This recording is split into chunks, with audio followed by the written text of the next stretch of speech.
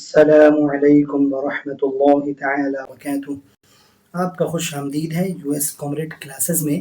آج کے کلاسز میں ہم لوگ داستان پڑھیں گے۔ قصہ داستان گوئی کی سب سے پرانی صنف کے طور پر داستان کی واضح اہمیت سے انکار نہیں کیا جا سکتا۔ دنیا کی ہر زبان میں داستانیں لکھی گئی ہیں۔ ابتدائی دور کے بعد یہ صورت پیدا ہوئی کہ عربی، فارسی اور اردو میں جو منظوم قصے لکھے گئے انہیں مثنوی کے صنف کے تحت شناخت ملی۔ عہد جدید سے قبل تک جو اردو میں قصہ گوئی ہوئی اسے داستان کے صنفی نام سے پہچانا جاتا ہے۔ یہاں پر قصہ گوئی، لفظ گوئی مطلب بیان کرنا، اسپیکنگ کرنا، بولنا۔ سب سے پرانی صنف کے طور پر داستان کی جمع داستانوں کی واضح، لفظ واضح مطلب اسپشٹ، صاف، کلیئر۔ اہمیت، لفظ اہمیت مطلب مہتو، قدر، امپورٹنس سے انکار نہیں کیا جا سکتا۔ دنیا کی ہر زبان میں داستانیں، لفظ داستان ہے داستان کی جمع، داستانیں لکھی گئی۔ ابتدائی دور مطلب پرارمبھک کال، شروع کا زمانہ، ارلی پیریڈز کے بعد یہ صورت پیدا ہوئی کہ عربی، فارسی، اردو میں جو منظوم قصے مطلب شعور کی صورت، پوئٹک، انہیں مثنوی کے صنف کے تحت شناخت، آئیڈینٹی، پہچان، شناخت مطلب پہچان، آئیڈینٹی ملی۔ عہد جدید، ماڈرن، موجودہ زمانہ، آدھونک یگ سے قبل لفظ قبل مطلب پہلے تک جو اردو میں قصہ گوئی ہوئی اسے داستان کے صنفی نام سے پہچانا جاتا ہے۔ آج قصہ گوئی کے لیے بھی ترقی یافتہ زمانہ آ چکا ہے۔ ترقی یافتہ مطلب وکست، آگے بڑھا ہوا، ڈیولپڈ۔ ترقی یافتہ زمانہ آ چکا ہے۔ داستان کی جمع سے بنا ہے۔ داستان سے الگ ناول، افسانہ، ڈرامہ جیسی اصناف، صنف کی جمع اصناف، مکمل طور سے، پورے طور پر سے قصہ گوئی مطلب قصہ بیان کرنا، گوئی مطلب کہنا، بولنا، اسپیکنگ کرنا سے متعلق ہے۔ متعلق مطلب سمبندھ، ریلیٹڈ۔ اس لیے داستانوں کی شناخت مطلب آئیڈینٹی، شناخت مطلب پہچان، داستان کی شناخت کے لیے مطلب پہچان کے لیے موجودہ سرمایہ، لفظ سرمایہ پونجی، ذخیرہ، کیپٹل کی چھان پھٹک کرنے کے بعد نقادوں نے یہ بتایا کہ داستانوں میں ایک سے متعدد قصے اس طرح شامل کیے جاتے ہیں کہ وہ الگ الگ آزادانہ وجود تو رکھتے ہیں لیکن ایک بار دھاگے سے وہ اصل قصے تک جڑے ہوتے ہیں۔ یہاں پر چھان پھٹک، لفظ چھان پھٹک مطلب چھان بین کرنا، کیئرفلی ایگزامینیشن۔ متعدد مطلب لفظ متعدد، انیک، سیورل۔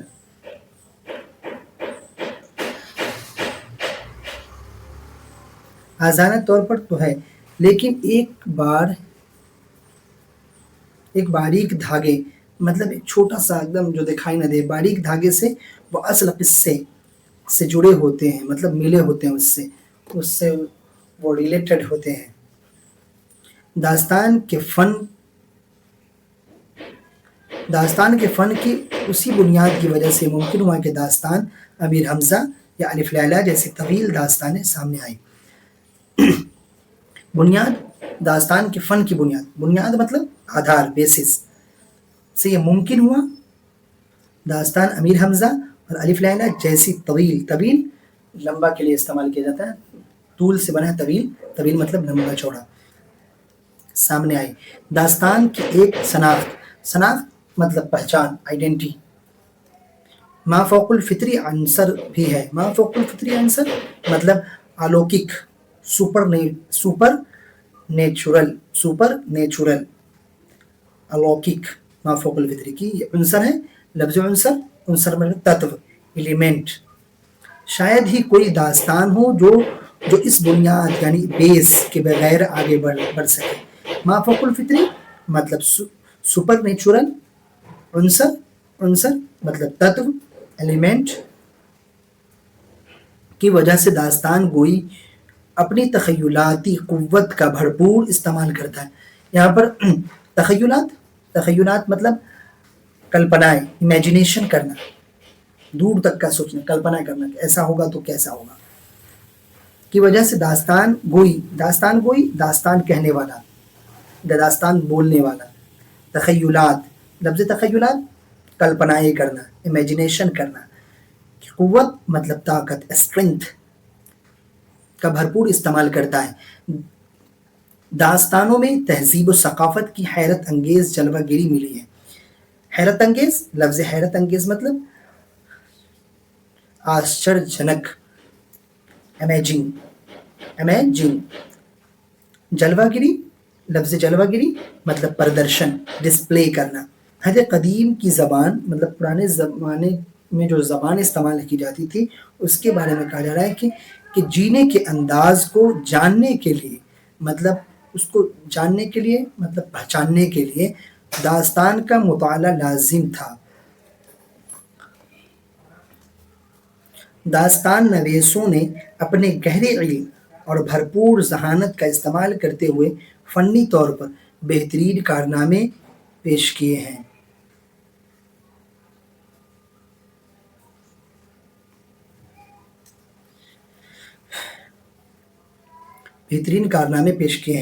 मुहावरात, मुहावरा की जमा मुहावरात, और कहावतों, कहावत की जमा कहावतों का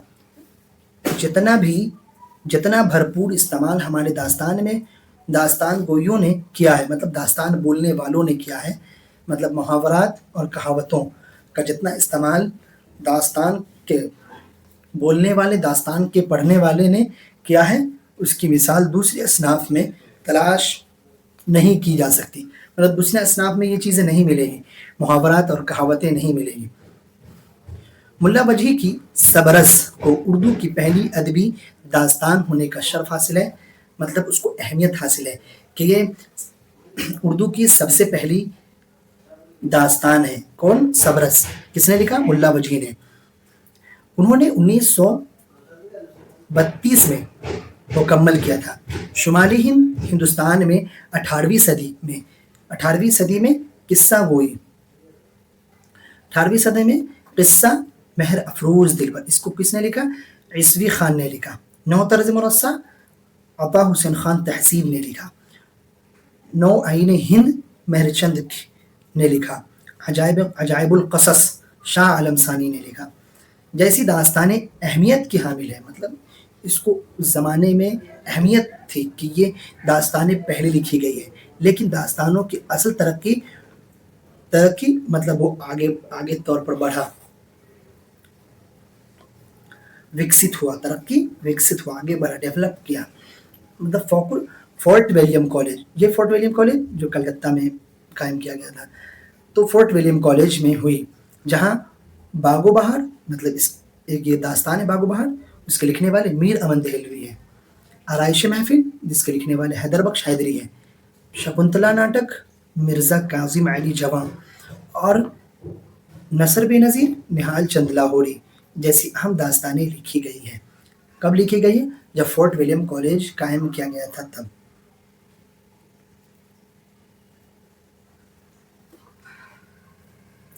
फोर्ट विलियम कॉलेज से बाहर भी दास्तानें लिखी जाती थी। इंशाअल्लाह खां इंशा ने रानी केतकी की कहानी जैसी मुख्तसर दास्तानें लिखी। उसके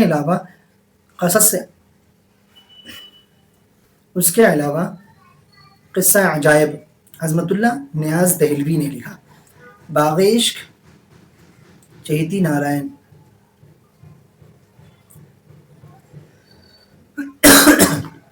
बाग़ इश्क बंती नारायण जहाँ, अलिफ लैला मुंशी अब्दुल करीम, बुस्तान ख्याल ख्वाजा अमान देहलवी या कमरुद्दीन राक़िब, गुलशन नौबहार मोहम्मद बख्श, फसाने अजायब मिर्ज़ा रजब अली बैग सुरूर, क़िस्सा बहराम گور، میر فرخند علی، طلسم ہوش ربا، طلسم ہوش ربا، احمد حسین جہاں جیسی داستانیں فورٹ ولیم کالج سے باہر لکھی گئی۔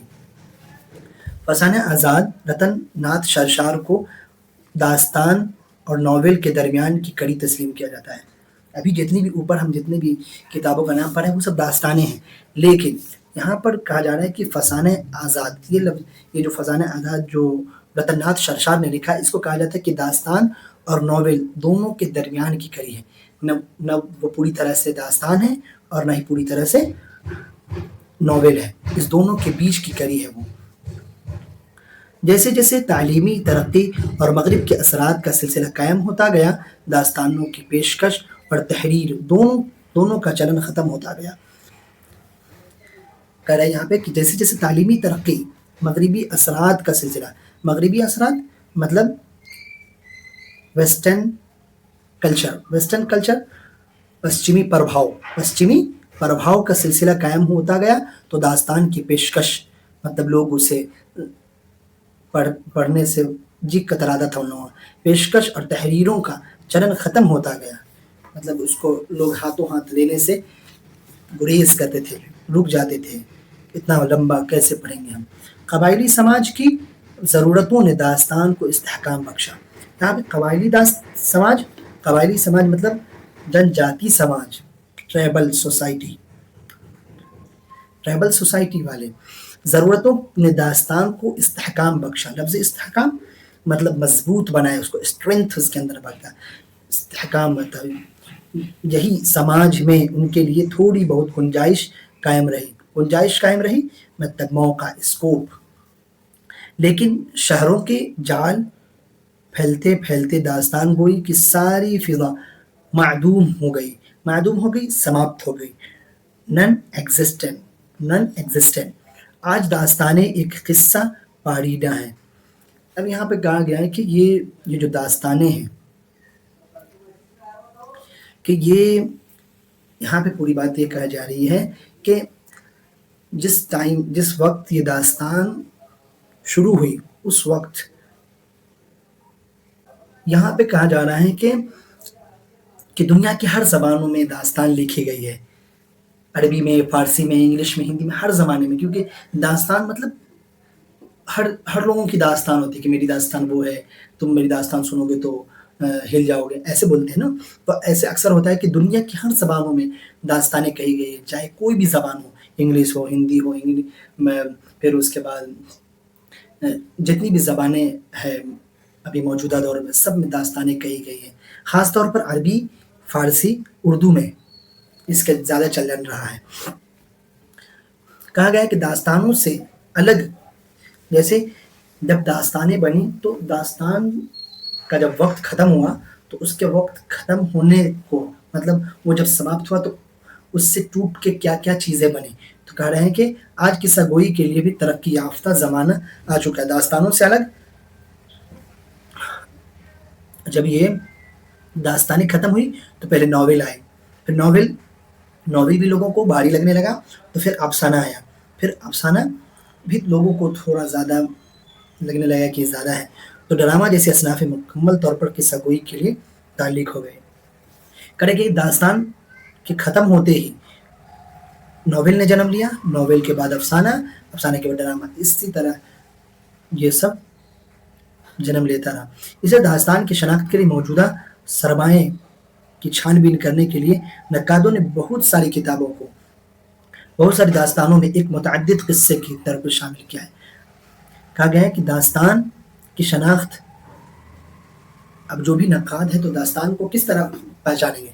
داستان کو پہچاننے کے لیے ان کا کچھ اصول ہوتا ہے، جیسے کہ داستان کی ایک پہچان یہ ہے کہ اس کے اندر مافوق الفطرت عناصر ہوگا، مطلب ایسی باتیں ہوں گی جو ہماری ذہن اس کو قبول نہیں کرے گی، تو اگر جس قصے میں یہ بات ہے تو ہم اس کو داستان کہیں گے، اگر جس داستان میں یہ چیزیں نہیں ہیں تو اس کو ہم ناول کہہ سکتے ہیں، افسانہ کہہ سکتے ہیں، ڈرامہ کہہ سکتے ہیں۔ تو اس کے بعد بہت ساری داستانیں لکھی گئیں، اس میں سب سے پہلے جو داستان لکھی گئی داستان امیر حمزہ الف لیلہ جیسی طویل لمبی داستانیں سامنے آئیں۔ اب جب جتنے بھی اس کے نقاد تھے، داستان کھوجنے والے تھے کہ داستان کسے کہتے ہیں، تو جب انہوں نے داستانیں کھوجی تو ان کو 2-3 داستانیں سامنے آئی. پہلا امیر حمزہ، دوسرا الف لیلہ جیسی طویل داستانیں ملی ان کو. مافوق الفطرت عناصر کی وجہ سے داستان گوئی میں تخیلاتی قوت کا بھرپور استعمال ہوتا ہے. داستان کی تہذیب و ثقافت کی حیرت انگیز جلوہ گری. اب داستان جب بیان کیا جاتا تھا تو داستان میں کیا ہوتا تھا کہ اس میں اس زمانے کی تہذیب و ثقافت، لوگ کیسے کپڑا پہنتے ہیں، لوگ کس طرح رہتے ہیں، ان کے کھانے کا طریقہ کیا ہے، ان کے بیٹھنے کا طریقہ کیا ہے، سب کچھ کے بارے میں بتایا جاتا ہے اس میں. تو داستان میں یہ تمام چیزیں ہوتی تھی. اس زمانے کی تہذیب و ثقافت بھی ہوتی تھی، لیکن اس سے الگ ایک اور چیز ہوتی تھی جس کو مافوق الفطرت عناصر کہا جاتا ہے. جیسے اس میں پری کی بات آ جاتی تھی، اس میں جنات کی باتیں آ جاتی تھی. کوئی کہہ جاتا تھا کہ آیت الکرسی پڑھ کر اس کو ایک چھری مارا تو وہ مر گیا. تو یہ ایسی باتیں اس میں کہی جاتی تھی جو ہمارے ذہن کو اس کو قبول نہیں کرتا تھا. تو جب زمانہ قدیم آیا، موجودہ دور میں داستانیں اگر ہم ابھی سنائیں گے کسی کو تو وہ داستان سنے گا نہیں. داستان سننے کے لیے ہمارا ایسی چیزیں ہونی چاہیے، ایسا اسکوپ ہونا چاہیے جو ہمارے ذہن کو قبول کرے. آج داستان نہیں سنے گا، لیکن ناول لوگ سنیں گے، افسانہ سنیں گے. تو یہی کہا جانا کہ محاورات اور کہاوت کا جتنا بھرپور استعمال داستانوں میں کیا گیا ہے اور کوئی دوسری اصناف میں نہیں کیا، جیسے کہ ناول میں ہو گیا، پھر اس کے بعد افسانہ میں ہو گیا، ڈرامہ میں، اس سب میں محاورہ زیادہ استعمال نہیں کیا گیا. پھر بہت سارے ناول کے بارے میں بتایا گیا. پہلا ناول اس میں جو بتایا گیا ہے وہ ملا وجھی کا سبرس ہے. اس کو پہلا داستان کا شرف حاصل ہے جو 1962 سوری ملا وجھی کا جو سب سے پہلا داستان ہے وہ سبرس ہے، جس کو انہوں نے 1632 میں مکمل کیا تھا. تو یہ ان کا سب سے پہلا ہے. پھر اس کے بعد یہ تو 17ویں صدی میں آ گیا، اور 18ویں صدی میں بہت سارے قصہ لکھا، بہت سارے داستانیں لکھی، جس میں قصہ مہر افروز دلبر، نو طرز مرصع، نو آئینی، عجائب القصص جیسی داستانیں ہیں. یہ سب 18ویں صدی میں لکھی گئی ہے. لیکن ان کے علاوہ 19ویں صدی میں جب فورٹ ولیم کالج قائم کیا گیا، فورٹ ولیم کالج 19ویں صدی میں قائم کیا گیا، تو 19ویں صدی کی جو داستانیں ہیں اس میں باغ و بہار ہے، آرائش محفل ہے، پھر اس کے بعد نثر بے نظیر ہے. یہ سب اس زمانے کی داستانیں ہیں 19ویں صدی کی. پھر اس کے بعد ہم 19ویں صدی کے بعد والے مطلب فورٹ ولیم کالج کے علاوہ جو بھی اس کے علاوہ بھی بہت سارے داستانیں لکھی گئیں. تو اس میں انشاءاللہ خنشا نے رانی کیت کی کہانی لکھا، پھر قصص العجائب لکھا، پھر اس کے بعد باغ عشق ہے، بستان خیال ہے، فسانہ عجائب ہے، بہرام گوئی ہے، طلسم ہوش ربا ہے. ایسی بہت ساری داستانیں ہیں جو بعد میں لکھی گئی، فورٹ ولیم کالج کے باہر لکھی گئی. پھر اس کے بعد ایک اور بھی افسانہ ایک اور داستان ہے جس کو ہم تو نہ داستان کہہ سکتے ہیں اور نہ ہی ناول کہہ سکتے ہیں. اس کا نام ہے فسانہ آزاد، جس کو رتن ناتھ شرشار نے لکھا ہے. یہ پوری طرح سے نہ ہی تو داستان ہے اور نہ ہی پوری طرح سے ناول ہے. اور کہا جاتا ہے کہ جب مغربی مطلب ویسٹرن کلچر زیادہ پرموٹ ہونے لگا، لوگ اس کو زیادہ یہ کرنے لگے، تو داستان کی جو اہمیت تھی، لوگ داستان کو ہاتھوں ہاتھ لیتے تھے، پڑھتے تھے، اس کو پڑھنے کے بعد اس کو لوگوں تک لوگوں کو سناتے تھے، اور کئی دن لگ جاتا تھا داستان سنانے میں. تو جب ویسٹرن کلچر آیا تو اس کو پروموٹ کرنے کے اس کو پروموٹ نہیں کیا گیا، بلکہ ناول کو زیادہ پروموٹ کیا گیا. لوگ اس کو ناول کو زیادہ پڑھنے لگے، کیونکہ ناول داستان سے چھوٹا ہوتا تھا اور افسانہ سے تھوڑا سا بڑا ہوتا تھا وہ ناول. اور اس کے بعد یہ کہا گیا کہ اس کو جو مطلب قبائلی سماج کی ضرورتوں نے داستان کو استحکام بخشا، اور سب سے زیادہ جو استحکام بخشا مطلب سب سے زیادہ مضبوط کس نے بنایا اس کو، داستان کو، تو وہ جن جاتی سماج جو تھے، ٹریول، جس کو جو ایک جگہ سے دوسری جگہ مطلب ٹریول کرتے تھے ہمیشہ، یہاں نہیں کبھی یہاں رہ رہے کبھی وہاں رہ رہے، تو ایسے لوگ وہاں دوسری جگہ کی داستانیں کہتے تھے. تو یہ لوگ زیادہ پروموٹ کیے کس کو، داستان کو، قبائلی سماج نے. پھر اس کے بعد کیا ہوا، شہروں کے جال پھیلتے پھیلتے داستان گوئی کی ساری فضائیں منہدم ہو گئی. جب تک لوگ گاؤں میں کام کرتے تھے، گاؤں میں رہتے تھے، تو لوگ داستانیں سنتے تھے کیونکہ ان کے پاس بہت سارا وقت رہتا تھا. وہ کوئی دوسرا کام نہیں کرتے تھے. جیسے اس ٹائم ایک ایک داستان سنانے میں ایک ایک ہفتہ، دو دو ہفتہ لگ جاتا تھا. لیکن جیسے جیسے شہر بنتا گیا، لوگ کام میں ملوث ہوتے رہے، کام لوگوں نے کھوجنا شروع کیا، کام سے لوگ جڑنے لگے، تو داستان سے جی چھڑانے لگا کہ اتنی لمبی لمبی کہانی کیسے سنیں گے ہم. تو ان کو ختم کر کے کیا آیا؟ جب شہر آیا، شہر بنایا گیا، لوگ کام کو کھوجنے لگے، کام کی طرف راغب ہو گئے. اب ان کے پاس وقت نہیں رہا تو وہ لوگ کیا کیے؟ وہ لوگ ناول پڑھنا شروع کیے. اب پھر ناول بھی ایک زمانہ، ہم اگلی کلاس میں پڑھیں گے کہ ناول کو بھی لوگ پسند کرنا چھوڑ دیے کیونکہ اس میں بھی تھوڑا طوالت تھی. لوگ اس کو بھی کہتے تھے کہ کتنا لمبا ہے. تو پھر اس کے بعد افسانہ آیا، تو ہم اگلے کلاس میں اس کو دیکھیں گے. تو آج کا کلاس آپ لوگوں کو کیسا لگا کامنٹ کر کے بتائیں. اور اگر اس چیپٹر کا PDF چاہیے تو آپ ہمارے ٹیلی گرام سے جڑ جائیں، جس کا لنک ڈسکرپشن باکس میں ہے.